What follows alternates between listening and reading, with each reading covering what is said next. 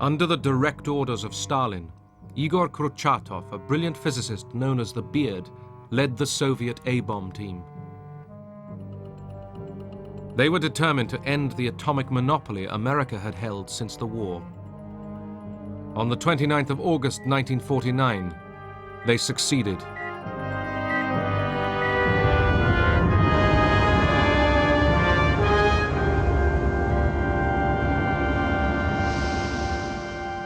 The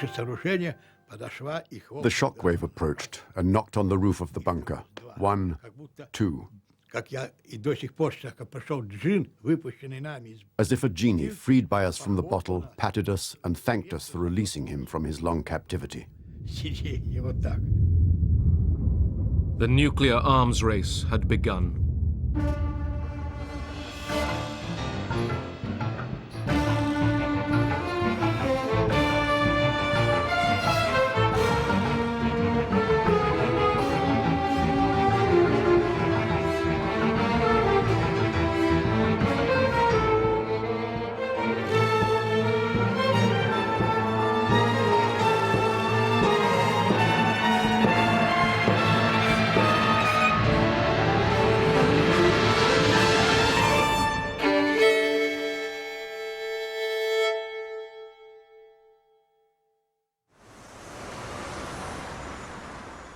America readies itself for a nuclear attack. Times Square is its normal busy self in the last seconds before a daylight atom bomb drill. The siren's wail sends New York's inhabitants to shelter. All buses, taxis, and autos discharge their passengers, who are guided by wardens to shelters. Movement is rapid but orderly. Housewives draw shades and turn off gas before proceeding to shelter zones in their own buildings. New York's subways provide most of the public shelters. Times Square is deserted 2 minutes after the alert. The speed with which the Soviets had produced an atomic bomb astonished America. I think what surprised us was that, considering the devastation which had taken place in the Soviet Union as a result of World War II, we didn't think they would be able to amass the necessary infrastructure to develop the bomb, but they certainly did, and they clearly were in our knicker, so to speak. More and more we learned how well they had infiltrated the whole of Manhattan Project. Some scientists working on America's first A-bomb, the Manhattan Project, believed that America should not have a monopoly on nuclear weapons. Klaus Fuchs, a German-born British citizen, was one. People used him as a babysitter. He was a very polite, very quiet individual. No idea at all that he had this dual personality or this dual endeavor.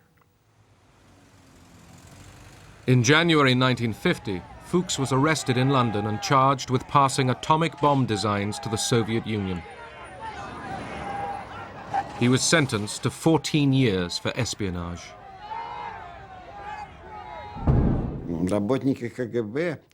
KGB agents believed that they brought over all the drawings, and the scientists simply copied the information they brought back. Scientists say the intelligence data was very important. The engineers were less enthusiastic. They said, so what if we had the information? How to make it, how to use it, that was not clear. The United States looked to its scientists to regain the lead. At the Los Alamos nuclear laboratories, they planned the hydrogen bomb. We thought at that time of atomic bombs as being limited in yield to approximately the yield that had been used in the war in Japan, whereas we thought of hydrogen bombs as being absolutely unlimited in what the yield could be, and more specifically, we thought of the hydrogen bombs as being 1,000 times as big as atomic bombs, just as atomic bombs had been 1,000 times bigger than the chemical bombs used in World War II. This enormous destructive power shocked Robert Oppenheimer, former leader of the Manhattan Project. He and several of his colleagues argued that such weapons put the whole world at risk. If there's another world war, this civilization may go under. We need to ask ourselves whether we're doing everything we can to avert that. America feared that if it didn't build an H-bomb, the Russians would. President Truman gave the go-ahead. The Pacific atoll of Eniwetok was chosen to be the site of the world's first thermonuclear explosion. By 1952, Operation Ivy was ready. It required a huge refrigeration system, weighed over 82 tons, and was 20 feet high. In less than a minute, you will see the most powerful explosion ever witnessed by human eyes. The blast will come out of the horizon just about there. And this is the significance of the moment. This is the first full-scale test of a hydrogen device. If the reaction goes, we're in the thermonuclear era. For the sake of all of us, and for the sake of our country, I know that you join me in wishing this expedition well. It is now 30 seconds to zero time. Put on goggles or turn away. Do not remove goggles or face burst until 10 seconds after the first light. Minus 10 seconds. 9er, 8, 7, 6, 5er, 4, 3, 2, 1, T0. On November the 1st, 1952, the world's first hydrogen bomb exploded with a force equivalent to over 10 million tons of TNT. 1,000 times the power of the bomb dropped on Hiroshima. You don't know what heat is until you've seen the heat from a 10 megaton hydrogen bomb. It doesn't stop. It just gets hotter and hotter, and you start to really worry, even though you're 20-some miles away. And of course, the whole island disappeared too, which was subsequently very impressive. And the whole lagoon was just sort of a milky white. And then we were asked to go collect samples, so we got in a little motorboat with buckets and went charging into the crater, scooping up the radioactive material and taking it back for the chemists to analyze so we could determine the yield. But we were young and it was a lot of fun. While America was developing the hydrogen bomb, a conventional war had broken out in Asia. Korea is a small country, thousands of miles away. But what is happening there is important to every American. The fact that communist forces have invaded Korea is a warning that there may be similar acts of aggression in other parts of the world. Congress approved a $40 billion increase in the defense budget. Truman, reluctant to use nuclear weapons again in Asia, fought the communists in Korea with conventional weapons.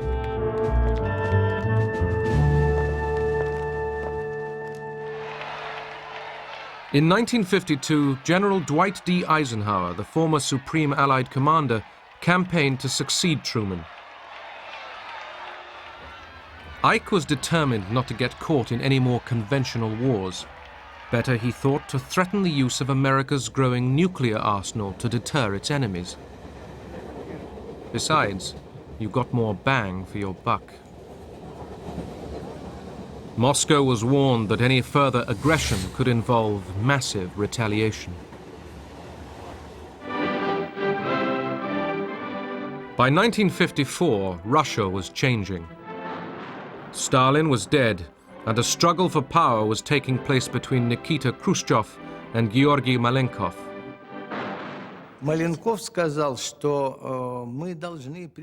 Malenkov said, "We have to warn our people and all of humanity that nuclear war threatens everyone with annihilation. It has to be avoided at all costs."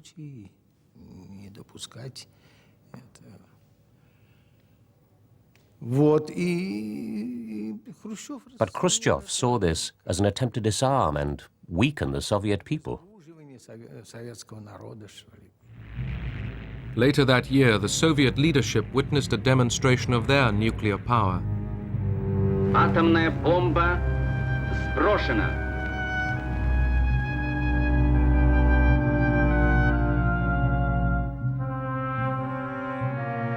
A 20-kiloton atomic bomb was dropped in the middle of a military exercise in Totskoye in the Urals. Внимание! Идет ударная волна.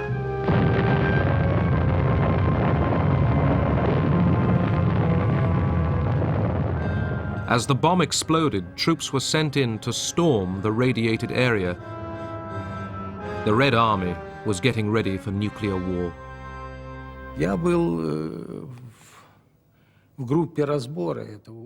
I was a member of the assessment team for that exercise.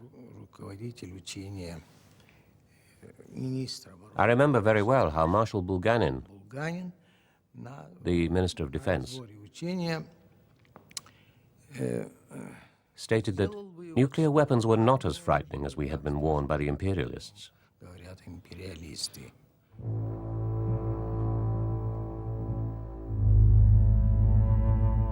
American tests in the Pacific continued.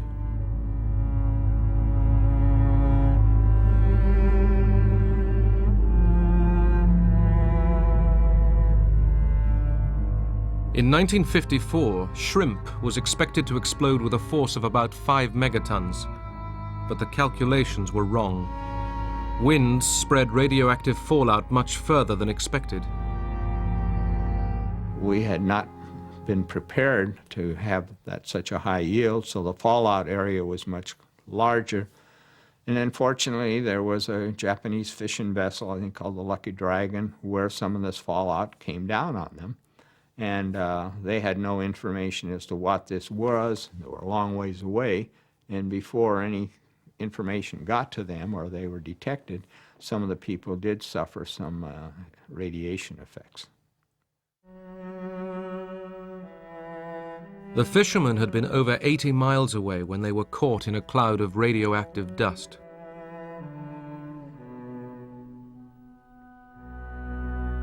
Once again, the Japanese have been poisoned by ashes of death, reported one Tokyo newspaper. All 23 crewmen fell ill. One died. I thought it was unfortunate that human beings had been affected, but people get hurt in all sorts of things all the time. I don't see why the public reaction was quite so strong, although the media has a tremendous effect on the public reaction. But it wasn't just the media. A former Los Alamos scientist was worried too. I came to the conclusion that the bomb was a very dirty bomb. And then came a statement from the Atomic Energy Commission in the United States to say, don't worry about this fallout. It's no more than you get from a chest X-ray. Now, I happen to know how much you get from a chest X-ray, and I became very much alarmed. Several of the world's leading scientists shared this concern. With British philosopher Bertrand Russell, they put their names to a manifesto. There lies before us, if we choose, continual progress in happiness, knowledge, and wisdom. Shall we instead choose death, because we cannot forget our quarrels? We appeal as human beings to human beings. Remember your humanity and forget the rest. If you can do so, the way lies open to a new paradise. If you cannot, there lies before you the risk of universal death.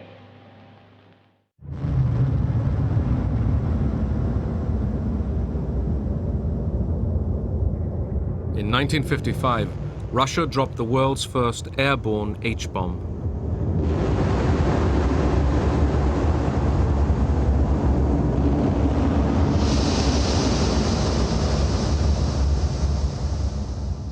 There was a turtle by the name of Bert, and Bert the turtle was very alert. When danger threatened him, he never got hurt. He knew just what to do.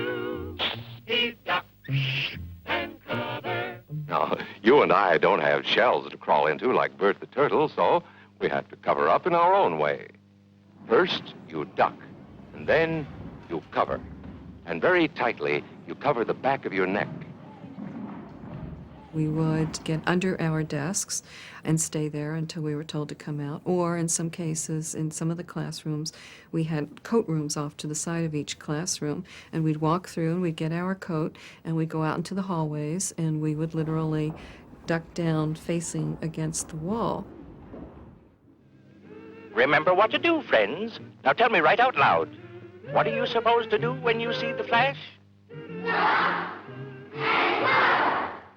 In that way, we thought we were protecting ourselves from the bombs and from any damage that would be done to us. We felt totally secure and protected. Bomb shelters, building bomb shelters in the backyard. It was certainly something we saw a lot in magazines, and this connotation that this was happening somewhere in suburbia USA. I do remember thinking of places in our homes where these enemy people, these Russians, would never ever find us, and we would again be, of course, very safe forever. В 50-е годы, конечно, у нас... In the 1950s, it didn't even cross our minds that the Americans were frightened of a Soviet invasion. We thought they knew we only had peaceful aims, that all we wanted was to live in peace.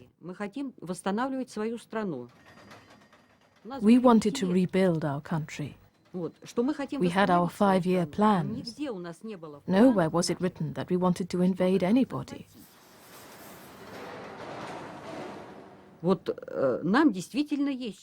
thought that we had something to be frightened of, because they were capitalists, and that was something terrible for us. We believed that they sucked the blood of the workers. It didn't even cross our minds that the Americans were scared of us. In the summer of 1955, the major powers convened in Geneva. The Russian delegation was led by Marshal Bulganin and Nikita Khrushchev.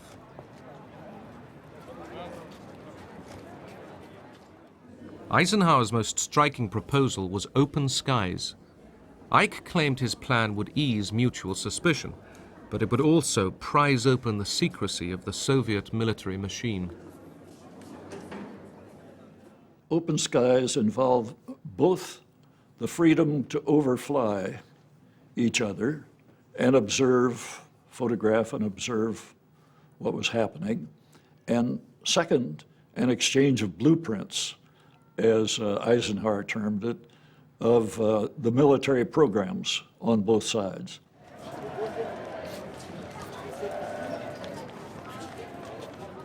We broke up for tea shortly after that, and as we were standing there, Khrushchev came walking up to Eisenhower, sidling up in his way of walking, and said, "Niet, niet, niet. You're simply trying to look into our bedrooms." And as we were riding back, Eisenhower said, "Now we know who's in charge of the Soviet delegation." Later that year at the Moscow Air Show, the Soviets allowed the West to see their new jet bombers, codenamed Bison.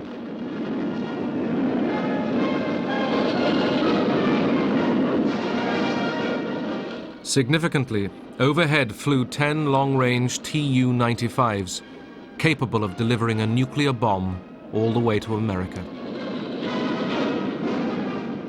Для американцев появление до десятка. For the Americans, seeing 10 planes capable of reaching the United States was a shock. На территории Соединенных Штатов Америки, естественно, было шоком. До этого считалось, что At that time, баллистических ракет еще не было. in the absence of ballistic missiles, they supposed that the Soviet Union didn't have any means of delivery to America. США Советский Союз не имеет.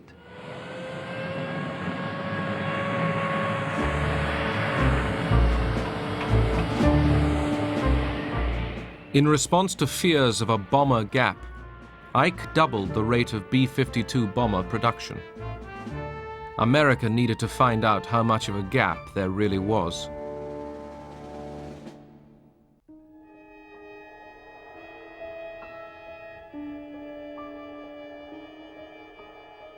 In California, the Raps were coming off a secret photographic reconnaissance plane. It was designed to fly at 70,000 feet, out of range of fighter planes and anti-aircraft missiles. The U-2. Controlled by the CIA, these long flights across Soviet territory posed obvious risks, but the information they might bring would be vital. Ike took the gamble. One of the flights I was on, I came across the Saratov Engels airfield, and much to my surprise and joy, it was loaded with Bison bombers. I knew right then that I had found that there was a bomber gap, this had to be the most important picture ever taken by a reconnaissance pilot. I kind of expected Congressional Medals of Honor when I landed. However, it turned out that what I'd taken a picture of was not just a portion of the entire Russian Air Force bomber fleet, but in fact I'd taken a picture of the entire Russian bomber fleet, and there really was no bomber gap. They were all on that airfield at the same time. Khrushchev, around that period, came to the conclusion that missiles were the weapons of the future, and that warships were getting obsolete, bombers were getting obsolete, that we should concentrate everything on missiles, and as he said somewhere, that we are on the point of producing missiles like sausages. Engineers from all over the Soviet Union had been arriving in the harsh Kazakhstan desert to build the top-secret rocket base of Baikonur.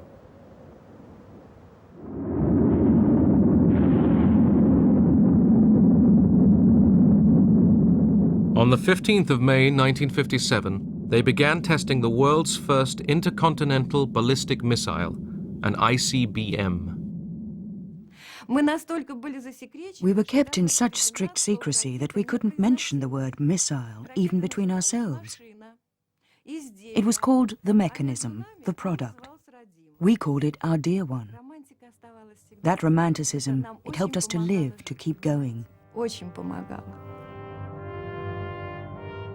Building missiles was just one step. The next would surprise the whole world.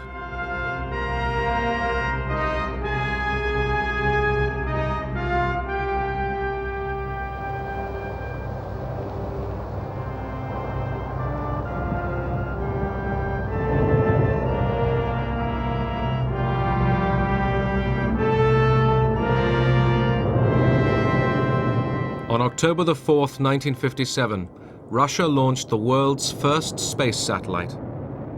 They called it Sputnik, traveling companion to the Earth.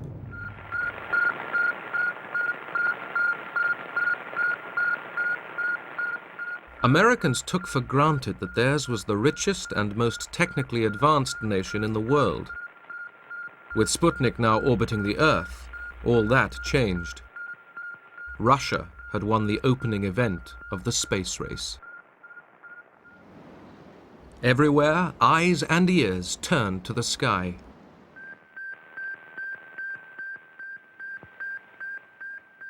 I did have a World War II surplus piece of equipment out in our garage that had been out there for some time unused. It was too heavy to bring into the house. So I powered that thing up and tuned one of the channels to just above 20 megahertz in frequency. And there faintly in the very distant background among all the noise and other things, I could hear this little chirping sound, more like a cricket chirping than it was a beep, if you will.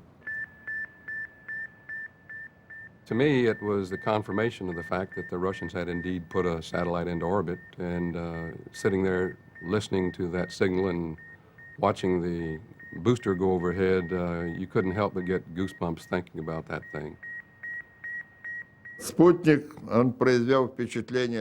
Sputnik came as a shock overseas. The American military and others realized that the period when they were out of reach had ended.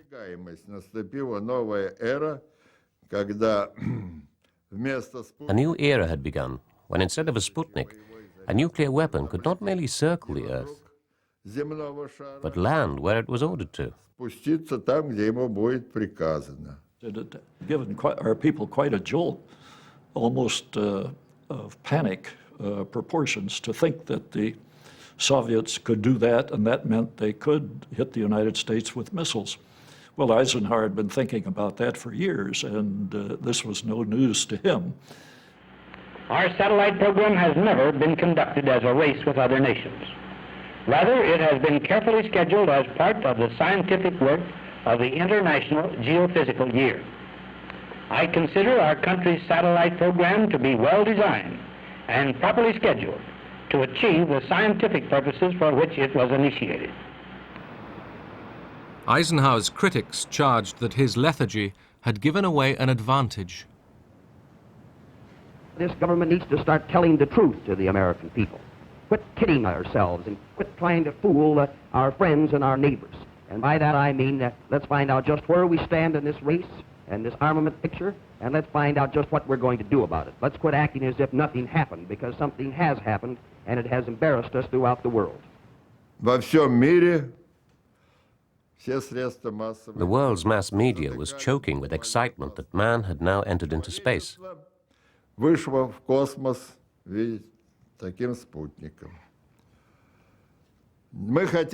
would like to have had some rest.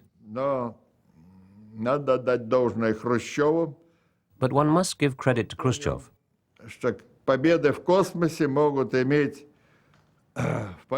He realized that space victories could be of greater importance in politics than the threat of a club with a nuclear bomb on its end. Within a month, Russia was ready with Sputnik 2. This time, it carried a passenger, Laika, the dog. American public opinion was split between fear of Soviet missiles and worries about the safety of the dog they called Curly. We can only pray in this time of aloneness and suffering for Curly that God will be merciful and speed the end. This voiceless cry of mercy as this satellite spans the earth should be long remembered as a symbol of the torture the animal world must go through. And I don't mean to be facetious at all, but something to be remembered is that there's a female up there circling Mother Earth.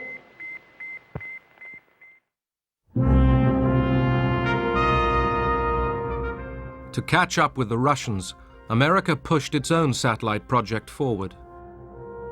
The Army and the Air Force were very eager to put up a satellite. Eisenhower was dubious about their proposals and decided to call on the Navy to produce a new satellite called the Vanguard to carry this out for peaceful civilian purposes only. And so at the sunrise hour of the launching day, the U.S. scientists realize the world is watching and waiting. Success or failure will bring equal headlines. That is one price of greatness. And the Americans who sweat this one out at Cape Canaveral know their fledgling is on the spot.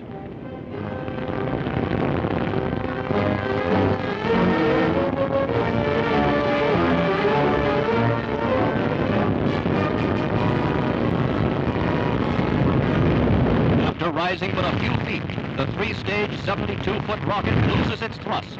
The remarkable slow-motion films tell the rest of the story.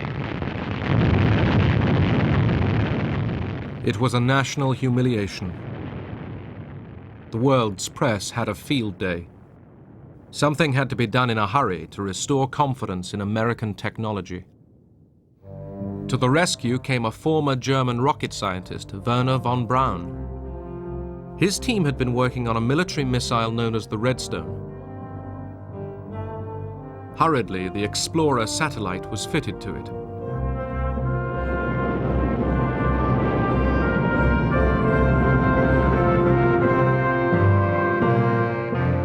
It worked. The race in space was between capitalism and communism, a competition the West feared Russia was winning.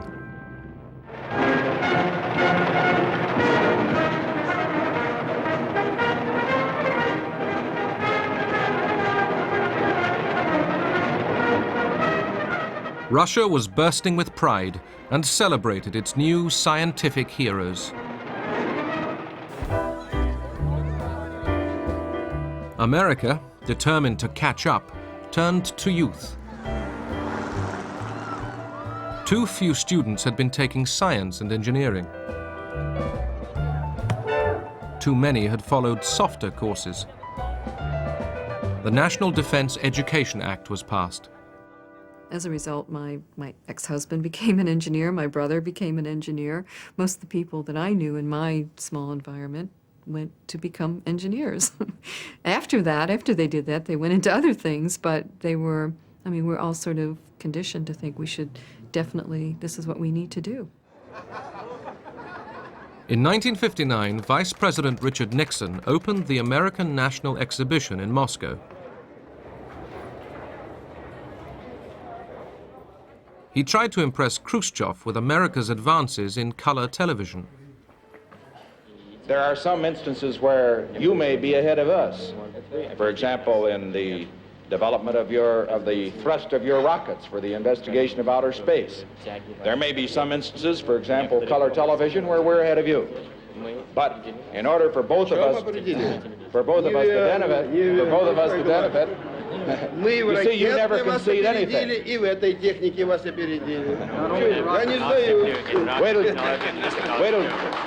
till you see the picture. Khrushchev toured the United States, the first communist leader to be invited.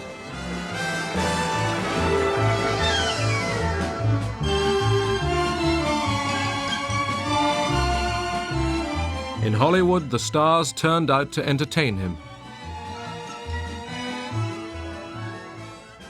In the streets, people gave him a frostier welcome.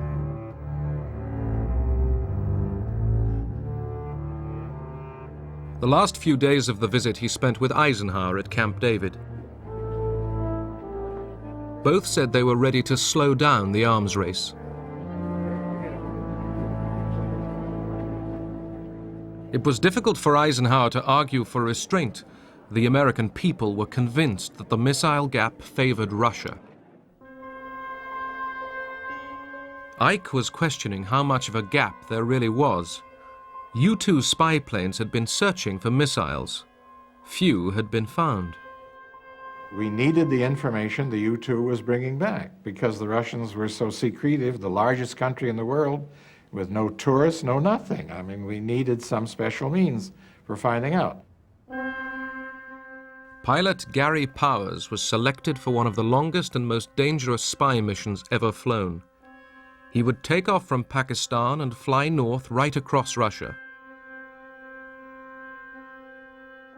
His route would take him over new and improved Soviet anti-aircraft defenses. As soon as the U-2 entered Soviet territory, Russian radar tracked its progress. MiG fighters were launched but couldn't climb high enough.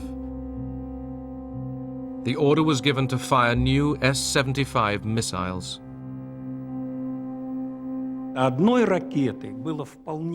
One missile was enough to shoot down the Powers plane. What we discovered first of all were the remains of the plane. And here they are behind me. The fuselage, wings, and fuel tanks.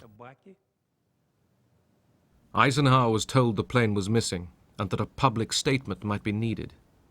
I reminded him that we had a cover story that we would use, that the plane was a high-altitude weather plane, and it must have been off course and so on. And so that was put out. It is entirely possible that having a failure in the oxygen equipment, which could result in the pilot losing consciousness, The plane continued on automatic pilot for a considerable distance and accidentally violated Soviet airspace. Там же, естественно, и самое And the главное, main piece of evidence, so to speak, сам Пауэрс и его снаряжение. Powers himself and his equipment. Были и такие вещи, как He had with him a poisoned pin and a silenced pistol. Вот смотрите, вот аэродромы, вот наши сидят. Khrushchev sprang the trap and having us in it, said we not only have the plane, we have the pilot, and it wasn't a plane that was off course, it was on course. It was not a high altitude weather plane, it was a spy plane, and we know all of that, and demanded an apology from the United States. It appears that endeavoring to obtain information now concealed behind the Iron Curtain, a flight over Soviet territory was probably undertaken by an unarmed civilian U-2 plane. Khrushchev gathered us around him, and he said, look, we're going to take a very tough position because otherwise our public simply will not understand. We'll have to make a statement saying that the president should apologize, should punish those responsible for those flights, and should say that they will not be repeated any longer. 2 weeks after the shoot-down at the long-awaited Paris summit, Khrushchev, furious that Eisenhower wouldn't apologize, stormed out.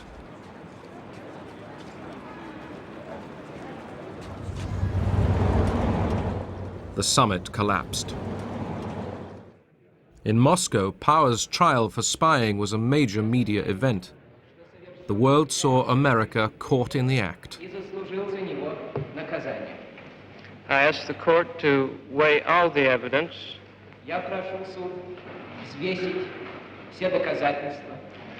and take into consideration not only the fact that I committed the crime,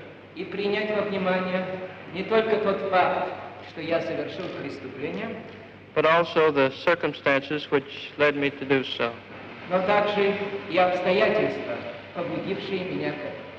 Powers got 10 years imprisonment. Khrushchev feared the U-2 flights had exposed his claims of missile superiority as bluff.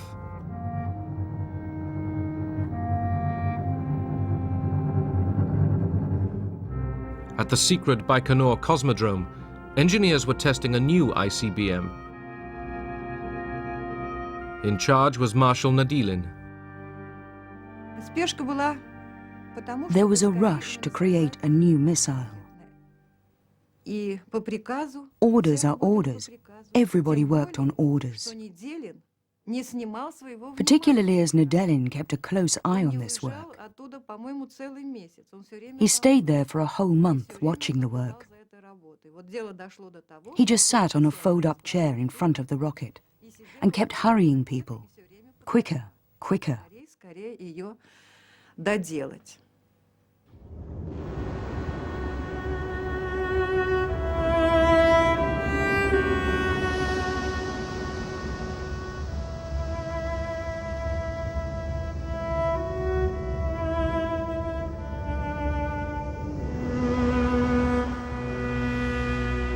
As a control panel was being fitted, the engine ignited.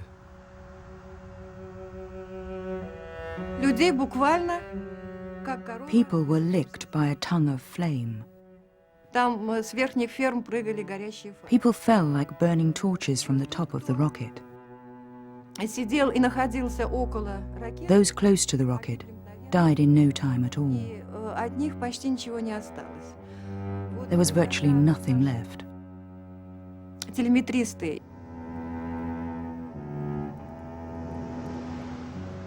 189 people died.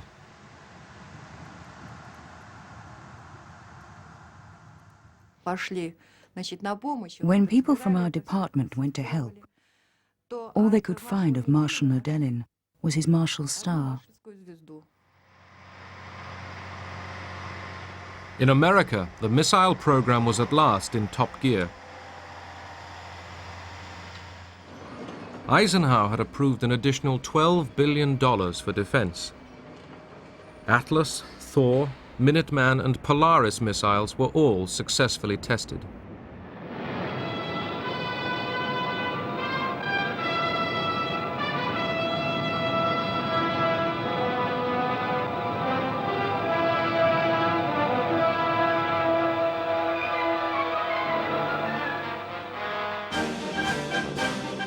In 1961, the bands played for a new president.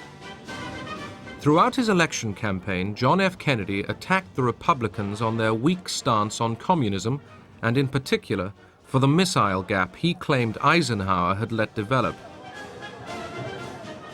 Kennedy promised that his defense experts would sort out the problem. I hardly knew the difference between a nuclear weapon and a conventional weapon. But my introduction and indoctrination was swift, because a major element of the election campaign that President Kennedy had just won was the charge by the Democrats, including President Kennedy, that Eisenhower had left a missile gap, that the Soviets had been permitted by inaction on the part of the U.S. to build up a superior nuclear missile force. So clearly, my first responsibility as Secretary of Defense was to determine the degree of the gap and initiate action to close it.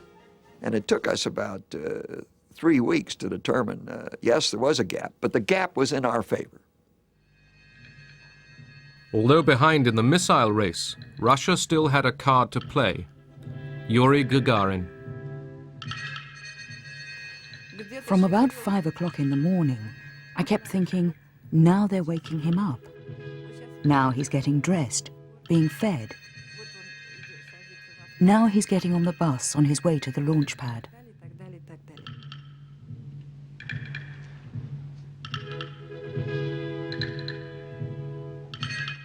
Gagarin had been chosen to be the first man in space. Behind him sat his backup man, Guillermin Titov.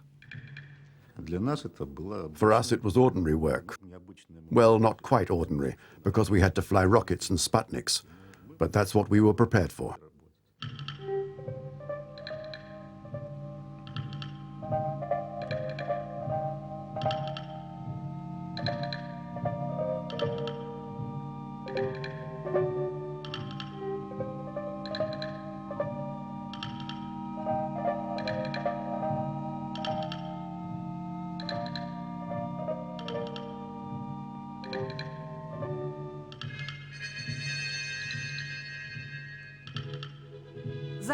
We could see the launch very well.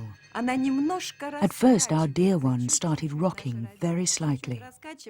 Then, whoosh, off it went, up into the sky.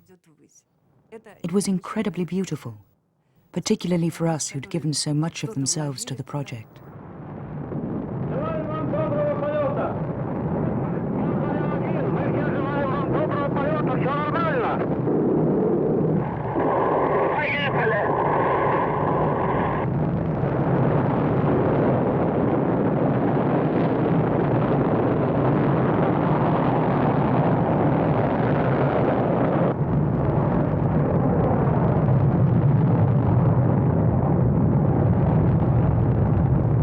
Часов 7 минут по московскому времени я услышал свист и все нарастающий гул. Почувствовал, как гигантский космический корабль задрожал всем своим корпусом и медленно, очень медленно оторвался от стартового устройства. Было трудно пошевелить рукой.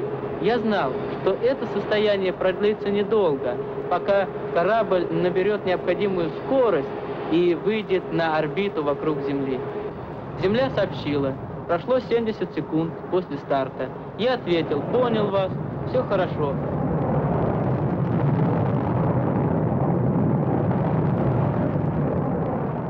Gagarin circled the Earth. The flight had lasted 108 minutes.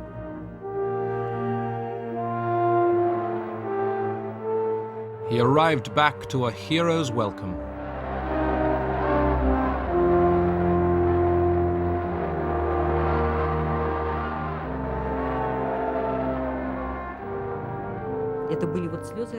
There were tears of joy. People kissed strangers in the streets. And Gagarin, he was everybody's love. He and his smile. I still keep his photograph.